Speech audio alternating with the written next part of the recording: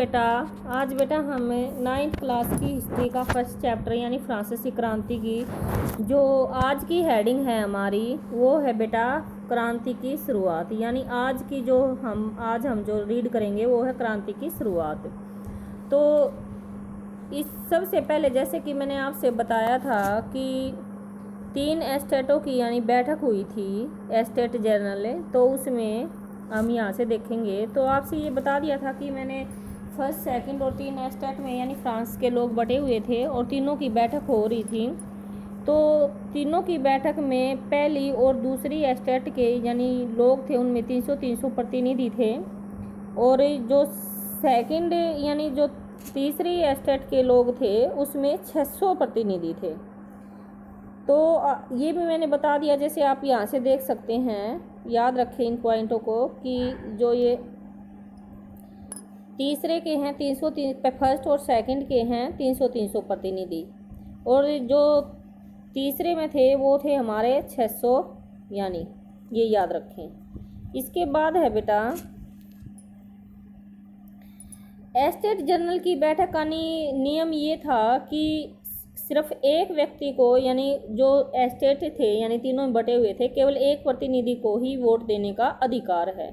लेकिन तीसरे एस्टेट के लोगों की मांग थी कि वह चाहते थे कि प्रत्येक व्यक्ति को यानी जितने 600 हैं यानी उनको प्रत्येक व्यक्ति को वोट देने का अधिकार हो। और जो वो लिस्ट वगैरह या सूची बनाकर लाए थे 40,000 पत्रों के माध्यम से, यानी 40,000, ये भी याद रखें कि उनकी जो मांगे थी वो 40,000 के लगभग थी और उन्होंने अपनी यानी मांग वहाँ पर रखी। लेकिन जो लुई सोल्वे था वहाँ बैठक का यानी जनरल था, तो उसने तीसरे एस्टेट के लोगों की मांगों को मानने से इनकार कर दिया और विरोध जताते हुए यानी तीसरे एस्टेट के लोग सभा से बाहर आ गए। इसके बाद है बेटा जब तीसरे एस्टेट के लोग बाहर आए तो ये हमारी बात है 20 जून की, कि 20 जून को तीसरे एस्टेट के लोगों ने अपने आप को यानी नेशनल असेंबली घोषित कर लिया। अपने आप को नेशनल असेंबली तीसरे एस्टेट के लोगों ने यानी घोषित कर लिया।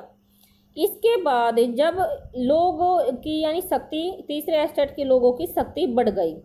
इसके बाद आता है बेटा हमारा ये जो मिराबो है और आबे सीए, ये हमारे फर्स्ट और सेकंड एस्टेट के लोग थे यानी ये कुलीन परिवार से थे। लेकिन इन दोनों ने फिर भी जो इनको जन्म अधिकार यानी जो फर्स्ट और सेकंड को यानी शांति विशेषाधिकार और जन्म से जो अधिकार मिले हुए थे उनके ये खिलाफ थे, यानी ये भी नहीं चाहते थे कि तीसरे एस्टेट के लोगों के साथ ऐसा हो। तो मिराबो और आबे ने तीसरे एस्टेट के लोगों का साथ दिया। इसके बाद हम पढ़ते हैं तीसरे एस्टेट के लोग यानी इन्होंने इनका साथ दिया। इसके बाद हमारी हेडिंग आती है कि जब ये तीसरे एस्टेट के लोग, याद रखें यहाँ पे, जब तीसरे एस्टेट के लोग नेशनल असेंबली का संविधान यानी नेशनल असेंबली का संविधान कैसा होना चाहिए जब उसकी रूपरेखा तैयार करने में व्यस्त थे, तो यानी ये बिजी ज़्यादा थे तीसरे एस्टेट के लोग नेशनल असेंबली का संविधान प्रारूप करने में। तो ऐसा हुआ कि मौसम में यानी ठंड के मारे जो फसल थी गरीबों की फसल वो खराब हो गई, जो फसलें थी वे खराब हो गई, और इस कारण जो पाव रोटी की कीमतें थी यानी वहाँ पर पाव रोटी बोलते थे खाने को, तो वह आसमान यानी कीमतें बहुत ज़्यादा बढ़ रही थी। और कीमतें बढ़ने के कारण बेकरी मालिक की स्थिति यानी जो बेकरी मालिक है यानी जो दुकान मालिक होता है वो इस चीज़ का फ़ायदा उठाकर जमाखोरी में जुटे हुए थे। और बेकरी की दुकानों पर यानी जब लोगों की यानी भीड़ ज़्यादा थी तो भीड़ ज़्यादा रहती है, तो जब ज़्यादा भीड़ होने के कारण यानी गुस्से में आकर औरतों ने दुकानों पर यानी धावा भी बोल दिया था।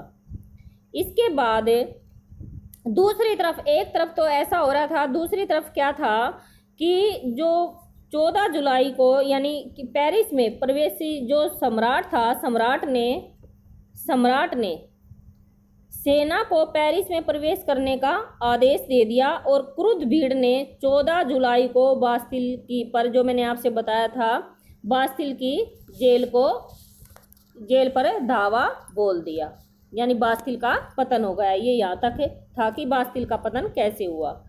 इसके बाद जो गांव है बेटा, गांव में यह अफवाह, गांव में अफवाह फैल गई कि भाई जो जागीरों के मालिकों ने यानी भाड़े पर जो गुंडे वगैरह हैं उनको यानी पकी हुई फसल को खराब करने के लिए भेजा है, पकी हुई फसल को खराब करने के लिए भेजा है, ऐसा गांव में अफवाह फैल गई। तो जो किसान थे, किसानों ने खुदालो बेलचो यानी ये जो औजार होते हैं इनको ये गुस्से में आकर यानी इन्होंने ग्रामीण किलों पर आक्रमण बोल दिया। और आक्रमण बोला यानी इन्होंने क्या किया कि गांव में जो अन्न भंडार थे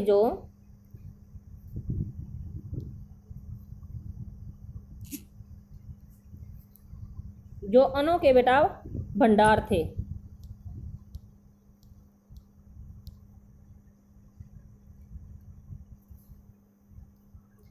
अनों के भंडारों को, दस्तावेजों को यानी जलाना शुरू कर दिया। ऐसा हुआ बेटा कि अनों के भंडार लूट लिए, दस्तावेजों को जैसे आप यहाँ से देख सकते हो दस्तावेजों को जला दिया और ये अनों के भंडारों को लूट लिया। इसके बाद क्या हुआ, कुलीन जो है बड़ी संख्या में यानी अपनी जागीरें यानी अपनी जो भी उनके पास धन दौलत था उनको छोड़कर भाग गए और कुछों ने पड़ोसी देशों में जाकर यानी रहने लगे। इसके बाद बेटा जब ऐसा मतलब जनता को यानी ऐसा क्रुद्ध हुए देखा तो लुई सोलवे ने नेशनल असेंबली की मान्यता दे दी, यानी उसने नेशनल असेंबली घोषित कर दी गई और उसने यानी घुटने टेक लिए। फिर 4 अगस्त 1789 की रात को ये डिसीजन लिया गया कि भाई असेंबली यानी जो राजा की शक्तियां हैं उनको यानी कम कर दिया जाए, उन पर अंकुश लगा दिया जाए और जो कर वगैरह हैं या शांति अवस्था के जो उल्लंघन थे यानी जन्म के आधार पर जो विशेषाधिकार मिले हुए थे इनको यानी ख़त्म कर दिया जाए। और जो धार्मिक यानी जो टाइड कर दिया जाता था चर्च को वो भी समाप्त कर दिया गया।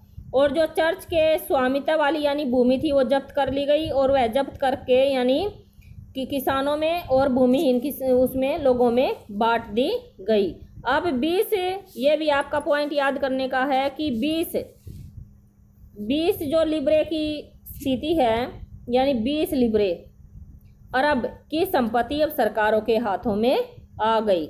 इसमें बेटा एक बात और भी थी, ये मैं ध्यान नहीं रहा अब बीच में, कि जो मीराबे और आबे था उन्होंने मतलब नेशनल असेंबली की वो की तो उनका कहना ये था कि सत्ता की शक्तियों का बंटवारा किया जाए।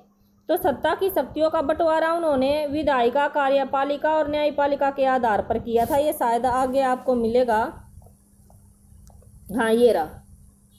यानी बेटा ये 1791 में, ये भी आप याद रखें, सन 1791 में जो नेशनल असेंबली यानी राजा ने भी मान लिया था, इसको मान्यता दे दी थी। तो 1791 में यानी संविधान की रूपरेखा तैयार की गई और इसमें क्या किया गया कि सम्राट की शक्तियों को सीमित कर दिया गया।